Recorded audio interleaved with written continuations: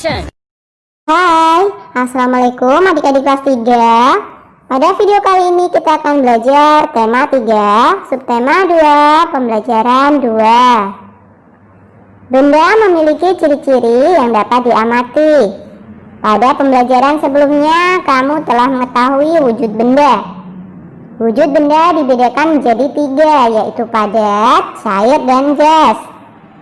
Ciri-ciri benda antara lain memiliki massa dan ruang atau volume. Apakah yang dimaksud massa dan volume? Siti memperhatikan bola basket dan bola plastik. Keduanya sama-sama bola, namun bahannya berbeda. Menurutmu bola manakah yang massanya lebih besar? Simak percakapan Siti dengan ibu guru berikut ini. Ibu guru berkata, "Anak-anak, perhatikan kedua bola di tangan ibu. Kedua bola mempunyai ukuran yang berbeda. Kedua bola bahannya juga berbeda. Menurutmu bola manakah yang massanya lebih besar?" Siti bertanya, "Massa, Bu? Apakah massa itu, Bu?" Ibu guru menjawab, "Yuk lakukan percobaan bersama. Letakkan kedua bola pada timbangan. Apakah yang terjadi? Coba lihatlah." "Bola basket lebih berat, Bu," kata Udin. "Benar, Udin. Bola basket bahan penyusunnya beda dengan bola plastik. Bola basket terbuat dari karet sintetis. Bola plastik terbuat dari plastik. Bola basket lebih berat daripada bola plastik. Banyaknya bahan penyusun yang terdapat dalam benda disebut massa," jelas ibu guru. "Jadi bola yang lebih berat memiliki massa lebih besar?" tanya Siti. "Benar, Siti. Massa umumnya diukur dengan satuan gram atau kilogram. Massa diukur dengan alat di bawah ini," kata ibu guru. Perhatikan pengukuran massa benda berikut ini. Balok Y mempunyai massa yang lebih besar dari balok H. Gelas ukur yang berisi air mempunyai massa yang lebih besar dari gelas ukur yang kosong. Botol B mempunyai massa yang lebih besar dari botol A. Botol B mempunyai berat yang lebih besar dari botol A. Bola yang kempes mempunyai massa yang lebih kecil dari bola yang tidak kempes. 6 apel mempunyai massa yang sama dengan 1 semangka.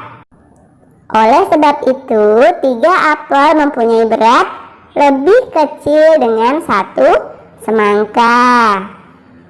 Tahukah kamu, berat dan massa mempunyai perbedaan. Massa benda di mana-mana sama, namun berat benda dapat berubah-ubah tergantung gaya tarik bumi di tempat itu. Gaya tarik bumi disebut juga gaya gravitasi. Contohnya, massa tubuh di bumi ataupun di bulan sama, namun berat tubuh di bumi dengan di bulan berbeda. Berat tubuh astronot di bulan lebih ringan daripada di bumi. Dalam percakapan sehari-hari dan hitungan matematika, orang sering menyamakan istilah berat dan massa. Seperti kita sering mendengar orang mengatakan, "Berapa beratmu?" Adapun yang benar, "Berapa massamu?" Yang diukur pada timbangan adalah massa, bukan berat. Namun, karena istilah berat sudah umum digunakan dalam bahasa sehari-hari. Gravitasi di permukaan bumi relatif sama, sehingga penggunaan kata berat untuk menggantikan massa masih dibolehkan. Selain massa, benda mempunyai volume. Apakah volume benda itu? Semua benda menempati ruang. Ukuran ruang yang ditempati oleh suatu benda disebut volume. Benda yang kecil menempati ruang yang lebih kecil dibandingkan benda yang besar. Hal ini berarti benda yang kecil memiliki volume yang kecil. Benda yang besar memiliki volume yang besar. Coba perhatikan gambar akuarium berikut. Volume akuarium A lebih besar daripada volume akuarium B. Mari mempelajari tentang volume benda. Lakukan percobaan berikut bersama teman dalam kelompokmu. Alat dan bahan: 1 gelas ukur, 2 benda padat yang dapat dimasukkan ke dalam gelas ukur, 3 air, 4 balon. Langkah-langkah percobaan: isilah gelas ukur dengan air, masukkan benda padat ke dalamnya. Perhatikan gambar untuk membuktikan volume benda padat. Apa yang terjadi sebelum dan setelah benda padat dimasukkan ke dalam gelas ukur? Ya, setelah benda padat dimasukkan ke dalam gelas ukur, volume air bertambah. Kemudian isilah gelas ukur dengan air sebanyak 300 ml. Kemudian tambahkan hingga 600 ml. Perhatikan gambar untuk membuktikan volume benda cair. Apa yang terjadi sebelum dan setelah air ditambahkan ke dalam gelas ukur? Setelah air ditambahkan ke dalam gelas, volume air dalam gelas bertambah. Perhatikan gambar untuk membuktikan volume benda gas. Apa yang terjadi sebelum dan setelah udara ditiupkan ke dalam balon? Balon mengembang setelah ditiup, karena udara mengisi seluruh ruang dalam balon. Kamu telah melaksanakan percobaan di atas. Coba lengkapi kalimat di bawah ini. Benda di sekeliling kita terdiri atas benda hidup dan benda mati. Benda mempunyai 3 wujud, yaitu padat, cair, dan gas. Benda mempunyai ciri-ciri yaitu memiliki massa dan ruang atau volume. Dayu sedang memperhatikan aneka bola berikut ini. Pernahkah kalian melihat ketiga jenis bola tersebut? Dapatkah kamu menyebutkan ketiga jenis bola tersebut? Ada bola basket, bola voli, dan juga bola sepak. Manakah bola yang mempunyai massa paling besar? Bagaimana dengan volumenya? Manakah bola yang mempunyai volume paling besar? Coba kalian cari tahu sendiri ya. Kamu telah mengamati jenis bola. Ayo coba memantulkan ketiga jenis bola tersebut ke lantai. Bola manakah yang memantul paling tinggi? Iya, betul, bola basket. Setelah kamu dapat menentukan bola yang memantul kembali paling tinggi, gunakan bola tersebut untuk berlatih memantul dan menangkap bola. Latihan 1. Memantulkan bola kepada teman. Latihan 2. Memantulkan bola ke lantai. Latihan 3. Memantulkan bola sambil berjalan. Edo dan teman-teman berlatih memantulkan dan menangkap bola di sekolah. Ketika tengah asyik berlatih, tiba-tiba Udin terjatuh. Kakinya sakit dan tidak dapat berdiri. Edo dan teman-teman melihat Udin kesakitan. Edo dan teman-teman segera menghentikan permainan. Kemudian Edo dan Benny menolong Udin dengan memapahnya ke UKS. UKS singkatan Unit Kesehatan Sekolah.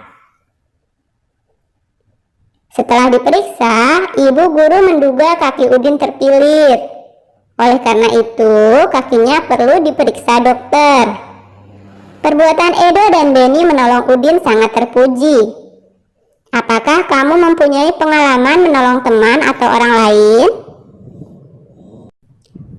Mengapa kita perlu menolong orang lain? Coba tuliskan alasanmu. Iya, manusia tidak bisa hidup sendirian. Manusia membutuhkan manusia yang lainnya karena manusia bukan makhluk individu. Saling menolong juga menumbuhkan kerukunan antara sesama manusia. Subtema 2, pembelajaran 3. Benda padat. Salah satu wujud benda antara lain padat. Banyak contoh benda padat di sekitarmu. Batu, pensil, dan kursi merupakan benda padat. Mengapa benda-benda tersebut digolongkan sebagai benda padat? Yuk cari tahu sifat benda padat tersebut. Lakukan pengamatan sebagai berikut. 1. Amatilah benda-benda padat di sekitarmu. 2. Tuliskan sifat benda padat berdasarkan pengamatanmu. Sifat-sifat benda padat berdasarkan pengamatan diantaranya susunan partikel benda beraturan, jarak antar partikel benda rapat, bentuk benda tetap, dan volume benda tetap. Kamu telah menuliskan pendapatmu berdasarkan pengamatan. Sekarang, mari melakukan percobaan untuk mengetahui sifat benda padat. Mengetahui sifat benda padat. Lakukan secara berkelompok. Kumpulkan benda-benda padat di sekitar sekolahmu. Alat dan bahan: 1 ember, 2 gelas, 3 kantong plastik. Langkah-langkah percobaan. Masukkan benda yang kamu kumpulkan ke dalam ember, kemudian ke dalam gelas, dan terakhir ke dalam kantong plastik. 2. Catatlah hasil percobaanmu ke dalam tabel berikut. Contoh nomor 1 adalah pensil. Bentuknya tidak berubah ya. Jadi bentuknya tetap walaupun tempatnya berubah. Dan juga dapat digenggam. Kemudian karet penghapus. Bentuknya tetap walaupun tempatnya berubah. Dapat digenggam. Kemudian buku. Bentuknya tetap walaupun tempatnya berubah dan juga dapat digenggam. Penggaris. Bentuknya tetap walaupun tempatnya berubah, juga dapat digenggam. Kemudian kotak pensil.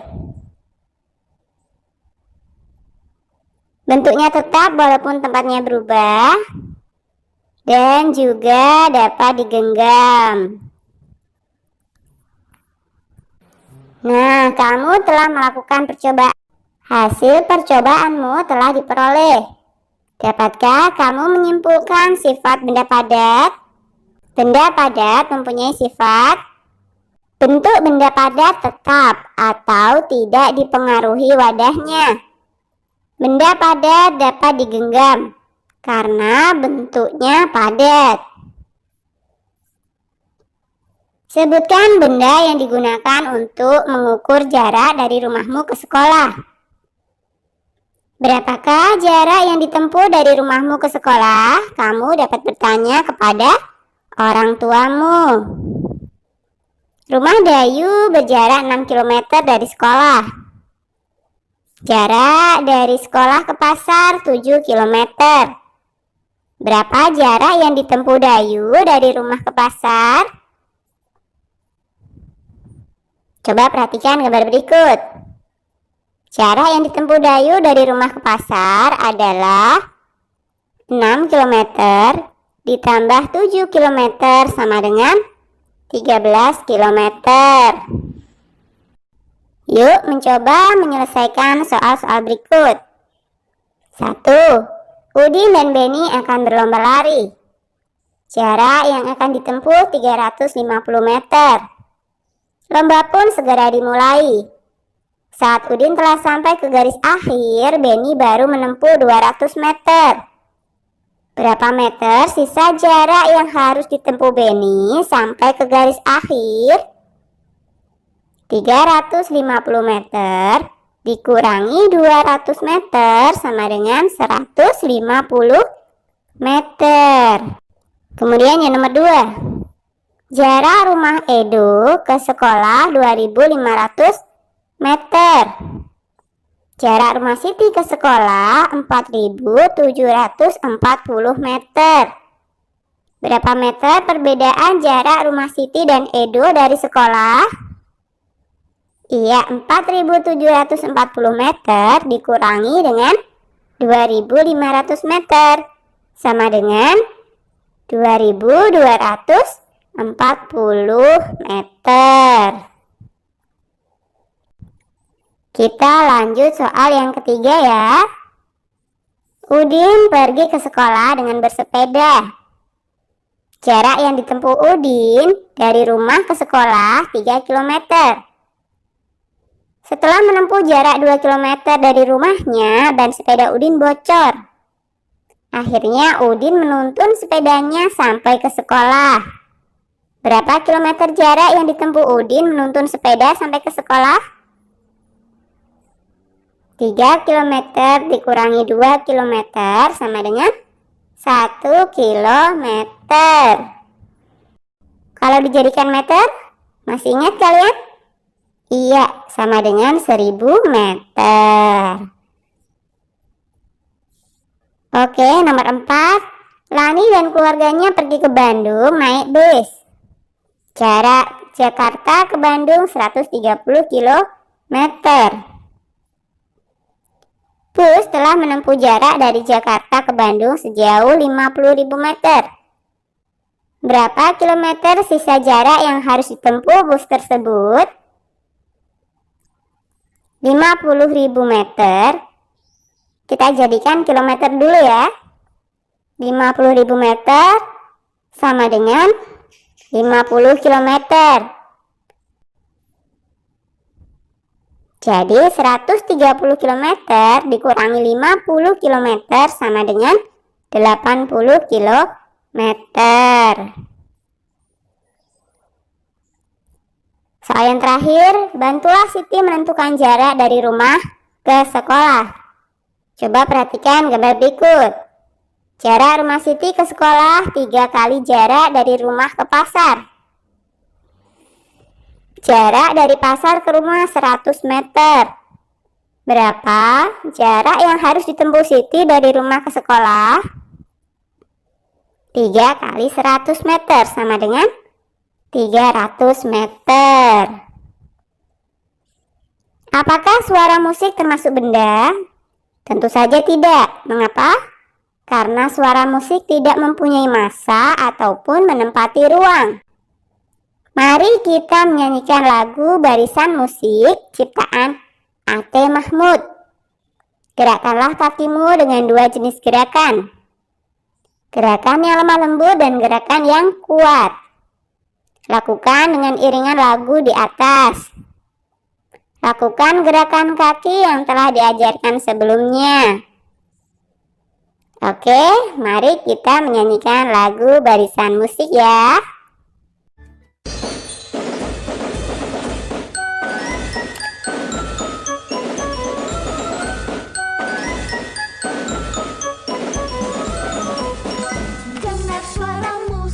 Mengawali pawai, seruling mengalun dan gendrak bertalu. Pemainnya lincah, seragamnya elok, sambil berbaris memainkan lagu.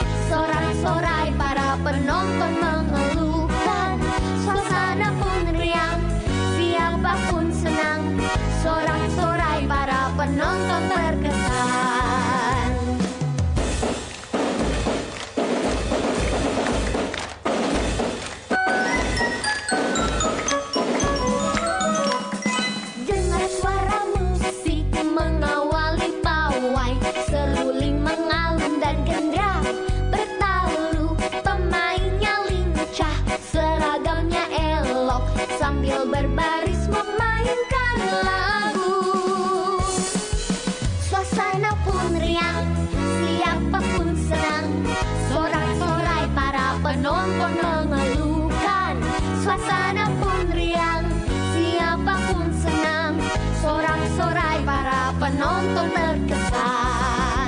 Suasana pun riang, siapa pun senang. Sorak-sorai para penonton mengeluh.